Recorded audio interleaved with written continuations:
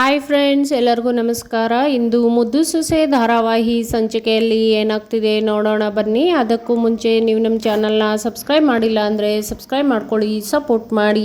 ಸುಭಾಸ ಅವರಮ್ಮ ಈಶ್ವರಿನ ಬಾತ್ರೂಮಲ್ಲಿ ಕೂಡಾಕ್ಬಿಟ್ಟು ಬಂದು ಶಿವರಾಮೇಗೌಡನ್ನ ಇವತ್ತು ಮುಗಿಸ್ಲೇಬೇಕು ಅಂತ ಬಂದಿರ್ತಾನೆ. ಈ ವಿಚಾರ ಗೊತ್ತಾಗ್ಬಿಟ್ಟು ವಿದ್ಯಾ ಹೇಗಾದರೂ ಮಾಡಿ ಮಾವಯ್ಯನ ಕಾಪಾಡ್ಕೊಳ್ಳೇಬೇಕು ಅಂತ ನರ್ಸ್ ಡ್ರೆಸ್ ಎಲ್ಲ ಹಾಕೊಂಡ್ಬಂದು ಅವರನ್ನ ಇಲ್ಲಿಂದ ಬೇರೆ ಕಡೆ ಕರ್ಕೊಂಡು ಹೋಗ್ಬಿಡ್ಬೇಕು ಅಂತ ಯೋಚನೆ ಮಾಡ್ತಿರ್ತಾಳೆ. ಅಷ್ಟರಲ್ಲೇ ಸುಭಾಸ ಹೊರಗಡೆ ಬಂದು ಬಾಗಿಲು ತೆಗಿ ಅಂತ ಹೇಳ್ತಾ ಇರ್ತಾನೆ.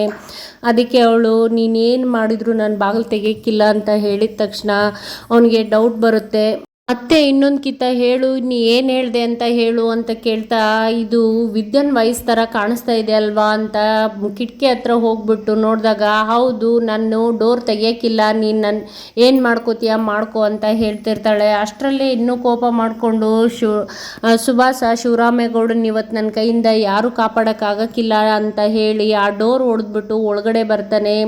ಅಷ್ಟರಲ್ಲೇ ಹೇಗಾದರೂ ಮಾಡಿ ಅವ್ರ ಮಾವಯ್ಯನ ಕಾಪಾಡ್ಕೊಳ್ಳೇಬೇಕು ಅಂತ ವಿದ್ಯಾ ಅವನನ್ನು ಬೇಡ್ಕೋತಾ ಇರ್ತಾಳೆ. ದಯವಿಟ್ಟು ಏನೂ ಮಾಡಬೇಡ, ನನಗೇನಾದರೂ ಶಿಕ್ಷೆ ಕೊಡು, ಮಾವಯ್ಯನಿಗೇನು ಮಾಡಬೇಡ, ನಿನ್ಗೆ ದಮ್ಮಯ್ಯ ಅಂತೀನಿ, ಕಾಲು ಹಿಡಿತೀನಿ, ಕೈ ಹಿಡಿತೀನಿ ಅಂತೆಲ್ಲನೂ ಗುಳಾಡ್ತಾ ಇರ್ತಾನೆ. ಆದರೂ ಅವನು ಕೇಳದೆ ಮೃಗದ ಥರ ವರ್ತನೆ ಮಾಡ್ತಾ ಅವಳನ್ನೇ ತಳ್ಳಿಬಿಟ್ಟು ಇನ್ನೇನು ಚಾಕು ತಗೊಂಡು ಶಿವರಾಮೇಗೌಡರು ಎದೆಗೆ ಹಾಕಬೇಕು. ಅಷ್ಟರಲ್ಲೇ ಈಶ್ವರಿ ಬಂದು ಅವನ ತಲೆಗೆ ಹೊಡಿತಾಳೆ. ನಂತರ ಅವ್ರ ಬಾತ್ರೂಮಲ್ಲಿ ಕೂಡಾಕಿರೋದ್ರನ್ನ ಅಲ್ಲಿ ಡೋರ್ ಹೊಡಿತಾ ಇರಬೇಕಾದ್ರೆ ಬೇರೆ ನರ್ಸು ಇವರನ್ನು ಡೋರ್ ತೆಗೆದು ಕಳಿಸಿರ್ತಾನೆ. ಆಗ ಈಶ್ವರಿ ಅಲ್ಲಿಂದ ಎಸ್ಕೇಪ್ ಆಗಿ ಬಂದ್ಬಿಟ್ಟು ಶಿವರಾಮೇಗೌಡರನ್ನ ಉಳಿಸ್ತಾಳೆ. ನಂತರ ಇದನ್ನು ನೋಡಿಬಿಟ್ಟು ವಿದ್ಯಾಗೆ ತುಂಬ ಶಾಕ್ ಆಗುತ್ತೆ. ಇವ್ರು ಬಂದ್ಬಿಟ್ಟು ಇದು ಮಾಡಿದಾರಲ್ವ, ಏನು ನಂಬೋದು ಅಂತ ಹೇಳ್ತಾ ಇರ್ತಾಳೆ. ಅಷ್ಟರಲ್ಲಿ ಈಶ್ವರಿ, ಏನವ್ವ ವಿದ್ಯಾ ನೀನು ಹೇಗೆ ಇಲ್ಲಿಗೆ ಬಂದೆ ಅಂತ ಕೇಳಿದಾಗ, ಏನಿಲ್ಲ ಚಿಕ್ಕತೆ, ಅದು ನನಗೆ ಯಾಕೋ ಸಮಾಧಾನ ಆಗ್ತಾ ಇಲ್ಲ, ಏನೋ ಕೆಟ್ಟದ್ದು ನಡೀತಾ ಇದೆ ಅಂತ ಅನ್ನಿಸ್ತಾ ಇತ್ತು, ಅದಕ್ಕೋಸ್ಕರ ಅವ್ವ ನಾನು ಬಂದಿದ್ವಿ. ಆಗ ನೀನು ಮತ್ತು ಸುಭಾಸ ಮಾತಾಡೋದನ್ನು ನಾವು ಕೇಳಿಸ್ಕೊಂಡ್ವಿ. ಅದಕ್ಕೆ ಹೇಗಾದರೂ ಮಾಡಿಬಿಟ್ಟು ಮಾವಯ್ಯನ ಕಾಪಾಡಲೇಬೇಕು ಅಂತ ನಾನು ನಿರ್ಧಾರ ಮಾಡಿಬಿಟ್ಟು ಈ ವೇಷದಲ್ಲಿ ಬಂದ್ಬಿಟ್ಟು ಮಾವಯ್ಯನ ಕಾಪಾಡ್ತಾ ಇದ್ದೆ ಅಂತ ಹೇಳ್ತಿರ್ತಾಳೆ. ಅಷ್ಟರಲ್ಲಿ ಈ ವಿಚಾರ ಬಿಡಿ ಚಿಕ್ಕತೆ, ಮೊದಲು ಮಾವಯ್ಯ ಯಾವ ಜಾಗದಲ್ಲಿದ್ದರು ಅಲ್ಲಿಗೆ ಕರ್ಕೊಂಡು ಹೋಗಬೇಕು ಬನ್ನಿ ಅಂತ ಹೇಳಿ ಇಬ್ಬರು ಸೇರಿಬಿಟ್ಟು ಬಂದು ಅಲ್ಲಿಗೆ ಶಿಫ್ಟ್ ಮಾಡ್ತಾರೆ. ನಂತರ ದಯವಿಟ್ಟು ಈ ವಿಚಾರನ ಇಲ್ಲಿಗೆ ಬಿಟ್ಬಿಡು ವಿದ್ಯಾ, ನನ್ನ ಮಗನ ಭವಿಷ್ಯ ಇದೆ, ನಾನು ನಿನ್ನ ಬಂಡವಾಳ ಬಯಲ್ಗೆ ಹಾಕಿದೆ ಅನ್ನೋ ಕೋಪಕ್ಕೆ ನನ್ನ ಮಗನ ಭವಿಷ್ಯ ಹಾಳು ಮಾಡಬೇಡ, ಈ ವಿಷಯ ಯಾರಿಗೂ ಹೇಳಬೇಡ ಅಂತ ವಿದ್ಯಾನ ಹತ್ರ ಕೇಳ್ಕೊತಾ ಇರ್ತಾಳೆ. ಅದಕ್ಕೆ ಇಷ್ಟು ಬೇಗ ಅರ್ಥ ಆಯ್ತಾ ಚಿಕ್ಕತೆ ನಿಮಗೆ, ನಾನು ಯಾರಿಗೂ ಹೇಳೋಕ್ಕಿಲ್ಲ ಬಿಡಿ ಅಂತ ಹೇಳ್ತಾ ಮಾತಾಡ್ತಿರ್ತಾರೆ. ಆದರೆ ನಿಮ್ಮ ಮಗ ತಪ್ಪು ಮಾಡಿದಾನಲ್ವೇ, ಅದಕ್ಕೆ ಶಿಕ್ಷೆ ಆಗಬೇಕಲ್ವೇ ಅಂತ ಹೇಳ್ತಿರ್ತಾಳೆ. ಇನ್ನೊಂದು ಕಡೆ ಭದ್ರೇಗೌಡನ ಅವತ್ತು ರಾತ್ರಿ ಎಲ್ಲ ನಿದ್ದೆನೇ ಬರ್ತಾ ಇಲ್ಲ, ಯಾಕೆ ಇಷ್ಟೊಂದು ತಳಮಳ ಆಗ್ತಾ ಇದೆ, ನನಗೇನು ಆಗ್ತಾ ಇರಲಿಲ್ವಲ್ಲ, ಈ ಥರ ಏನು ನಡೀತಾ ಇದೆ ಅಂತ ಅವನು ಕೂಡ ಗಾಬರಿಯಾಗಿರ್ತಾನೆ. ನಂತರ ವಿದ್ಯಾ ಅಲ್ಲಿಂದ ಬಂದ್ಬಿಟ್ಟು ಅವ್ರ ಅವನ ಹತ್ರ ನಡಿ ಕಣವ ಹೋಗೋಣ ಅಂದ ತಕ್ಷಣ, ಯಾಕೆ ಇನ್ನೂ ಇರೇ ಅಂತ ಇರ್ತಾಳೆ. ಇಲ್ಲ ಕಣವ, ಇವಾಗಲೇ ಬೆಳಕರಿತಾ ಇದೆ, ಇನ್ನು ಅಟ್ಟಿಯವರೆಲ್ಲ ಬಂದ್ಬಿಡ್ತಾರೆ, ಅದಕ್ಕೆ ಹೊಂಟೋಗೋಣ ಅಂತ ಹೇಳಿ ಇನ್ನೇನಾಯಿತು ಅಂತ ಹೇಳಬೇಕು ಅಂತ ಬಾಯಿಗೆ ಬರುತ್ತೆ. ನಂತರ ಈಶ್ವರಿಗೆ ಮಾತು ಕೊಟ್ಟಿರೋದು ನೆನಪಾಗುತ್ತೆ. ಇಲ್ಲ ಚಿಕ್ಕತೆ, ನೀವು ಮಾತು ಕೊಟ್ಟಿರೋ ಥರ ನಾನೇನು ಹೇಳೋದಿಲ್ಲ, ಆದರೆ ನೀವು ನಿಮ್ಮ ಮಗನ್ನ ಉಳಿಸ್ಕೊಳ್ಳಿ, ನೀವು ಕೊಟ್ಟಿರೋ ಮಾತಿಗೆ ತೆಪ್ಪಬೇಡಿ, ನೀವು ತೆಪ್ಪಿದರೆ ನಾನು ಮಾತು ತೆಪ್ಪಬೇಕಾಗುತ್ತೆ ಅಂದಿರೋದನ್ನು ನೆನಪಿಸ್ಕೋತಾಳೆ. ನಂತರ ಈಶ್ವರಿ ಸುಭಾಸನ್ನ ಎಚ್ಚರ ಆದಮೇಲೆ ಕರ್ಕೊಬಂದು ಸರಿಯಾಗಿ ಉಗಿತಾ ಇರ್ತಾಳೆ. ಏನು ಅಂತ ನನ್ನ ಹೊಟ್ಟೆನಲ್ಲಿ ಉಟ್ಬಿಟ್ಟು ನೀನು ಯಾಕೋ ಹಿಂಗೆ ಹೊಟ್ಟೆ ಉರಿಸ್ತಾ ಇದೀಯ, ನಿನಗೇನೋ ಬರಬಾರ್ದು ಬಂದಿರೋದು ಅಂತ ತುಂಬ ಬೈತಾ ಇರ್ತಾಳೆ. ಯಾಕೆ ಕಣವ ಹಿಂಗೆಲ್ಲ ಹೇಳ್ತಾ ಇದೀಯ ಅಂತ ಮತ್ತೆ ಬಂಡಿಗೆಟ್ಟು ಮಾತಾಡ್ತಿರ್ಬೇಕಾದ್ರೆ, ಇನ್ನೂ ಏನು ಮಾಡೋದು ಉಳಿಸಿದ್ಯಾ ನೀನು, ಇನ್ನೂ ಏನೇನು ಮಾಡಬೇಕು ಅಂತಿದ್ಯಾ, ನಿಮ್ಮ ದೊಡ್ಡಪ್ಪನ ಜೀವ ತೆಗೆದುಬಿಟ್ಟು ಜೈಲಿಗೆ ಹೋಗಬೇಕು ಅಂತ ಅಂದ್ಕೊಂಡಿದ್ಯಾ, ನಿನಗೆ ನಿನ್ನ ಪ್ರಾಣದ ಮೇಲೆ ಆಸೆ ಇಲ್ವೇ ಅಂತ ಬೈತಾ ಇರಬೇಕಾದ್ರೆ, ಇಲ್ಲ ಕಣವ ಅದೇನೋ ಕುಡಿದ್ಯಾನದಲ್ಲಿ ಅಂತ ಮತ್ತೆ ವಾದ ಮಾಡ್ತಿರ್ಬೇಕಾದ್ರೆ, ನನ್ನ ಹತ್ರನೇ ಸುಳ್ಳು ಹೇಳ್ತಾ ಇದೀಯಾ ನೀನು ಇನ್ನೂ ಏನೇನೋ ಚಟ್ಗಳು ಕಲ್ಕೊಂಡಿದ್ಯಾ ನೀನು ಇವಾಗ ಇಲ್ಲಿದ್ದರೆ ಅಷ್ಟೇ ಅಂತ ಬೈದು ಇವಾಗಲೇ ನೀನು ಈ ಮಂಡ್ಯನ ಬಿಟ್ಬಿಟ್ಟು ಬೇರೆ ಕಡೆ ಹೋಗಬೇಕು, ಇಲ್ಲಾಂದರೆ ಪರಿಣಾಮ ನೆಟ್ಟಗಿರೋಕ್ಕಿಲ್ಲ ಅಂತ ಹೇಳಿದಾಗ, ಏನು ಕಣವ ಹಿಂಗೆ ಒಂಟಿ ಕಾಲಲ್ಲಿ ಹೊರಟ್ಬಿಡು ಅಂತಂದರೆ ನಾನು ಎಲ್ಲಿಗೆ ಅಂತ ಹೋಗಲಿ, ಏನು ಅಂತ ಮಾಡಲಿ ಅಂತಿರಬೇಕಾದ್ರೆ ಅದಕ್ಕೆಲ್ಲ ವ್ಯವಸ್ಥೆ ನಾನು ಮಾಡ್ತೀನಿ, ನಿನ್ನ ಅಕೌಂಟ್ಗೆ ದುಡ್ಡು ಒಂದು ಬೀಳುತ್ತೆ, ನಿನ್ನ ಜೀವದ ಮೇಲೆ ನೀನು ಆಸೆ ಇದ್ದರೆ ಇನ್ನೂ ಬದುಕಬೇಕು ಅಂತ ಇದ್ದರೆ ಇಲ್ಲಿಂದ ಹೊಂಟೋಗ್ಬಿಡು ಅಂತ ಬೈತಾ ಇರ್ತಾರೆ, ಎಚ್ಚರಿಕೆನೂ ಕೂಡ ಕೊಡ್ತಾ ಇರ್ತಾರೆ. ಅವರು ಮಿನಿಸ್ಟ್ರು ಅನ್ನೋದನ್ನು ಮರೆತುಬಿಟ್ಟು ಈ ಥರ ಮಾಡ್ತಾ ಇದೆಯಲ್ಲ, ನಿನ್ನ ಬುದ್ಧಿಗೆ ಏನು ಹೇಳೋದು ನಾನು, ಒಂಚೂರಾದರೂ ಧ್ಯಾನ ಇದ್ದಿತ್ತೆ ಅಂತ ಬೈತಾ ಇರ್ತಾಳೆ. ಮಾರನೇ ದಿನ ಅಷ್ಟರಲ್ಲಿ ಬೆಳಗ್ಗೆ ಆಗಿರುತ್ತೆ.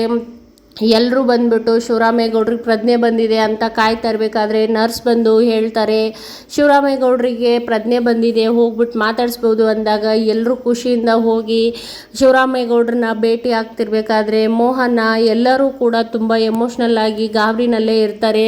ಪ್ರಜ್ಞೆ ಬಂದ ತಕ್ಷಣ ಮಾತಾಡಿಸ್ಬೇಕು ಅಂತ ಕಾಯ್ತಾ ಇರಬೇಕಾದ್ರೆ ಆಗ ಶಿವರಾಮೇಗೌಡರಿಗೆ ಪ್ರಜ್ಞೆ ಬಂದಿರುತ್ತೆ. ಭದ್ರನ ಕೈ ಹಿಡಿದ್ಬಿಟ್ಟು ನನಗೇನು ಆಗಿಲ್ಲ ಅಂತಾರೆ. ಶಿವರಾಮ ಅಂತ ಅವ್ವ ಅಳ್ತಾ ಕೇಳ್ತಾ ಇರಬೇಕಾದ್ರೆ ಯಾಕವ್ವ ಅಳ್ತೀಯ, ನನಗೇನು ಆಗಿಲ್ಲ ಅಂತ ಹೇಳಿದಾಗ ಅವರವ್ವನ ಖುಷಿಗೆ ಪಾರನೇ ಇರೋದಿಲ್ಲ.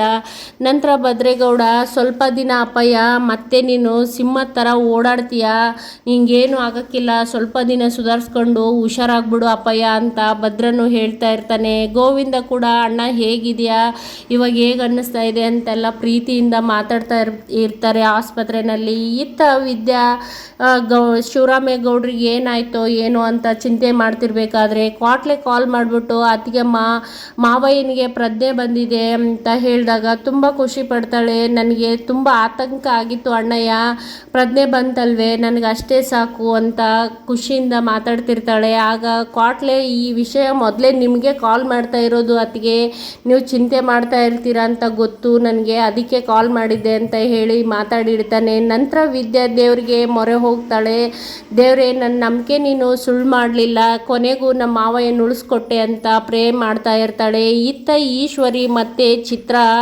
ಉರ್ಕೊಂಡು ಏನೇ ಮಾಡೋದು ನಿಮ್ಮ ತಮ್ಮನಿಗೆ, ಏನು ಅಂತ ನನ್ನ ಹೊಟ್ಟೆನಲ್ಲಿ ಉಟ್ಬಿಟ್ಟ ಇವನನ್ನು ಕಟ್ಕೊಂಡು ಹೆಂಗೆ ಜೀವನ ನಮ್ಮದು, ಇನ್ನೂ ಎಲ್ಲಿಗೆ ತಂದು ನಿಲ್ಲಿಸ್ತಾನೆ ಅಂತ ಈಶ್ವರಿ ಕೋಪ ಮಾಡಿಕೊಂಡು ಬೈಕೊಂಡಿರ್ತಾಳೆ. ಆಗ ಚಿತ್ರ ಅಯ್ಯೋ ಹೋಗ್ಲಿ ಬಿಡು ಕಣವ, ಅವನು ಸತ್ರೆ ಸಾಯಿಸಿದ್ರೆ ಪೀಡೆ ತೊಲಗ್ತು ಅಂತ ಇರ್ಬೋದಾಗಿತ್ತು, ನೀ ಯಾಕವ್ವ ತಡೆದೆ ನೀನು ಅಂತ ತಿರ್ಗಾ ಅವನಿಗೆ ಕೇಳ್ತಿರ್ಬೇಕಾದ್ರೆ, ಚಿತ್ರ ನಿನಗೇನು ಬುದ್ಧಿಗಿದ್ದು ಇದ್ದಿತ್ತಾ ಇಲ್ವಾ, ನಾನು 4 ಬಾರಿಸ್ತೀನಿ ನೋಡು ಅಂತ ಹೇಳ್ತಾರೆ.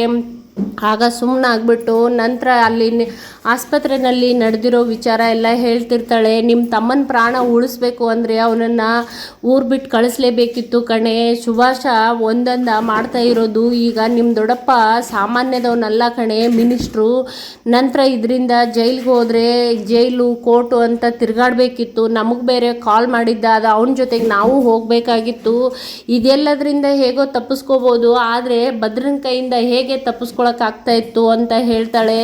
ಹೌದು ಕಣವ, ಇದೆಲ್ಲ ಸರಿ, ಆದರೆ ಅವನನ್ನು ಯಾಕೆ ಊರು ಬಿಟ್ಟು ಕಳಿಸ್ದೆ ಅಂತ ಹೇಳಿದಾಗ, ವಿದ್ಯಾ 3 ಅಡಿಗೋಸ್ಕರ ಕಳಿಸಿರೋದು ಕಣೆ, ಅವಳಿಗೆ ಮಾತು ಕೊಟ್ಟಿರೋದು ನಾನು, ಅದಕ್ಕೋಸ್ಕರ ಕಳಿಸ್ತಾ ಇದ್ದೀನಿ ಅಂದಿದ್ದಕ್ಕೆ ಅವನಿಗೆ ಯಾಕಮ್ಮ ನಾವು ಮಾತು ಕೇಳಬೇಕು, ಅವಳು ಯಾರು ನಮಗೆಲ್ಲ ಇದನ್ನ ಪ್ರಶ್ನೆ ಮಾಡೋದಕ್ಕೆ ಅಂತ ಹೇಳಿದಾಗ, ನಿನಗೇನು ತಲೆಗಿಲೆ ಕೆಟ್ಟಿರೋದಾ ಹೇಗೆ, ಇದನ್ನೆಲ್ಲ ವಿಚಾರ ನಾವು ಮನೆಯಲ್ಲಿ ಅವನನ್ನು ಕರ್ಕೊಂಬಂದು ಹಟ್ಟಿನಲ್ಲಿ ಒಂದು ಸ್ಥಾನ ಮಾನ ಕೊಡಿಸ್ತಾ ಇರಬೇಕಾದ್ರೆ ಅವನ ತಲೆ ಮೇಲೆ ಅವನೇ ಚಪ್ಪಡಿ ಕಲ್ಲು ಹೇಳ್ಕೊಂಡ, ಮತ್ತೆ ಇವಾಗ ನಿಮ್ಮ ದೊಡ್ಡಪ್ಪನ ಕೊಲೆ ಮಾಡಿಬಿಟ್ಟು ಜೈಲಿಗೆ ಹೋಗಿದ್ರೆ ಏನೇ ಮಾಡೋದು, ಈ ವಿಚಾರ ಎಲ್ಲ ವಿದ್ಯಾಗೆ ಗೊತ್ತಿದೆ, ನಾನು ಹೋಗೋದು ವಸಿ ತಡ ಆಗಿದ್ರು, ಅವಳು ಬರೋದು ವಸಿ ತಡ ಆಗಿದ್ರು, ಇಷ್ಟೊತ್ತಿಗೆ ನಿನ್ನ ತಮ್ಮ ಜೈಲಲ್ಲಿ ಮುದ್ದೆ ಮುರಿಬೇಕಾಗಿತ್ತು, ಅವಳೇ ಬಂದು ತಡೆದಿರೋದು ಅದನ್ನು, ಅದರಿಂದಾಗೆ ಇವತ್ತು ನಿಮ್ಮ ತಮ್ಮನ ಪ್ರಾಣ ಉಳಿದಿರೋದು, ಅವಳು ಕಂಡೀಷನ್ ಹಾಕಿದಾಳೆ ಕಣೆ, ಈ ಮಂಡ್ಯ ಜಿಲ್ಲೆ ಗಡಿ ದಾಟ್ಬಿಟ್ಟು ಅವನನ್ನು ಕಲಿಸ್ಬೇಕು, ನೀವೇ ಅವನಿಗೆ ಶಿಕ್ಷೆ ಕೊಡಬೇಕು, ಅಂದರೆ ಮಾತ್ರ ನಾನು ಸುಮ್ಮನೆ ಇರ್ತೀನಿ,